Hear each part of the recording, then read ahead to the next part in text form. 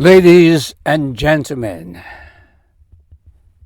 Flowery Monk, Chapter 2, especially for those whose mother tongue is English. And now, Major Lu Da, being a man of taking up the cudgel for another, after hearing the sad story of the young girl in the wine shop, was very annoyed. He twisted his bushy eyebrows and said, "What's your name? And where is your lodging? And where does he live, this Mr. Jiang, so-called master of Guanxi?" The father of the girl was standing beside her. He moved forward. Jin is our name, Your Honor. My daughter is called Lotus. Mr. Jiang is the butcher who has a shop near the Academy Bridge. Master of Guanxi is just a nickname. My daughter and I are lodging at Lu's Hotel opposite the East Gate. Ah, I was just wondering who this master of Guanxi could be. And it turns out he's nothing but Butcher Jiang, killer of pigs, a stinking tradesman who set up his shop through the graces of Field Marshal Zhong the Younger. And now he thinks he can bully people in this fashion. Lu Da was in a fume. Turning to Xi Jin and Li Zhong beside him, "You two wait here. I'll just go and deal with the bastard. I'll be back later." They held him back together. Elder brother, just calm down, calm down. Tomorrow will do to settle the matter. They exhausted him thus repeatedly. Lu Da turned to the old man. "Come here, old fellow. Suppose one were to give you your traveling expenses, so tomorrow you can return to the eastern capital. How about that?" Father and daughter, when hearing this, beyond expectation, exclaimed, "To go back home, it would be a new life, a rebirth. But how would the landlord ever let us go?" "Mr. Jiang has told him he's got to get the money." "That's no problem. I'll take care of that." Lu Da felt in his pocket and brought out 5 taels of silver, which he put on the table.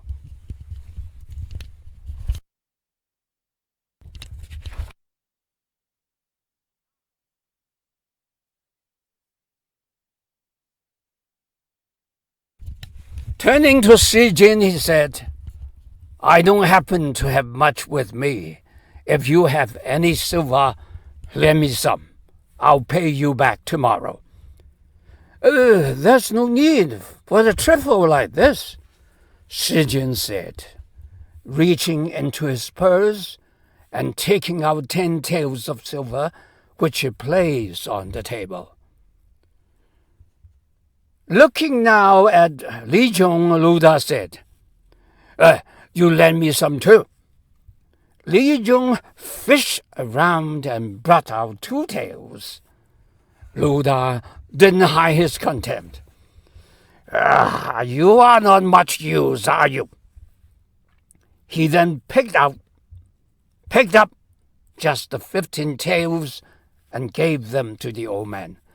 "Take this for your expenses and pack your lodgings.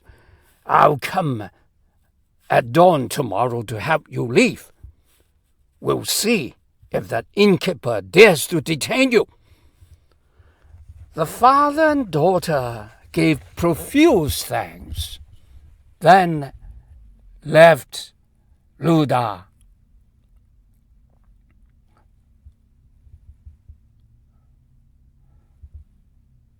Tossed Li Zhong his 2 taels of silver.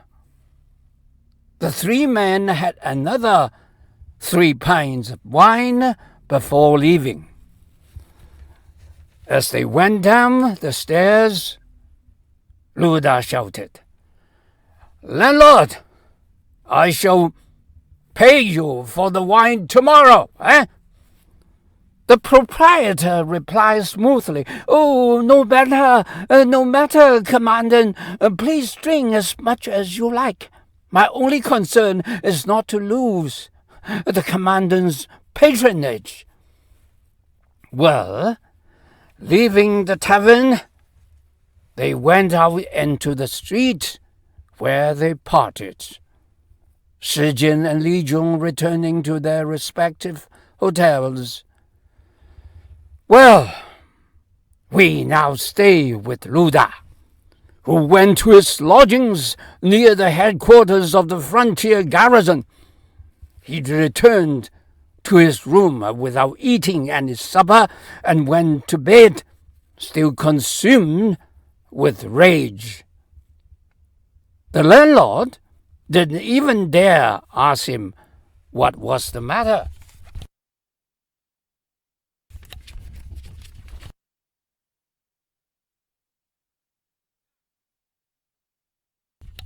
Now, let us turn to see how the old man Jin and his daughter fared.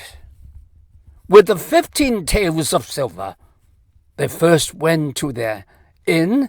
The father settled his daughter there, while he went to a place quite far away from the city walls to order a small cart.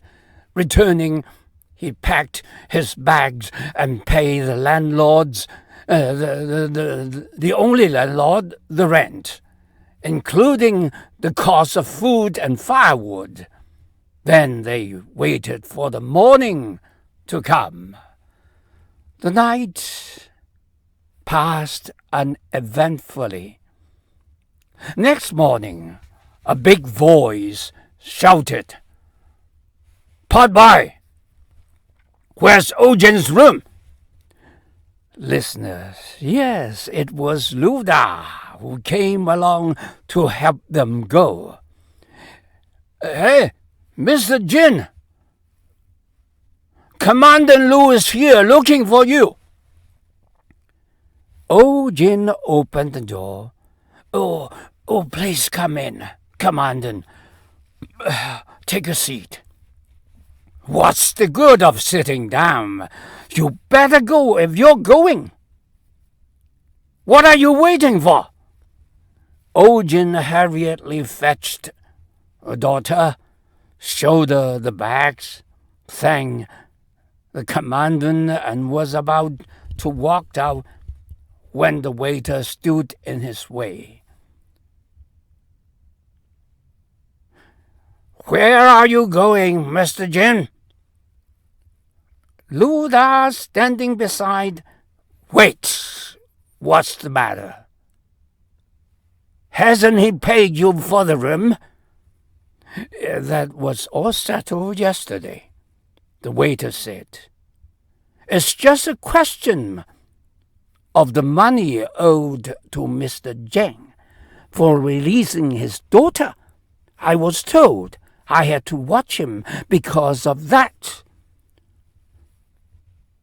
"Butcher Zhang's money, eh? I shall be returning to him myself. You just let the old man go."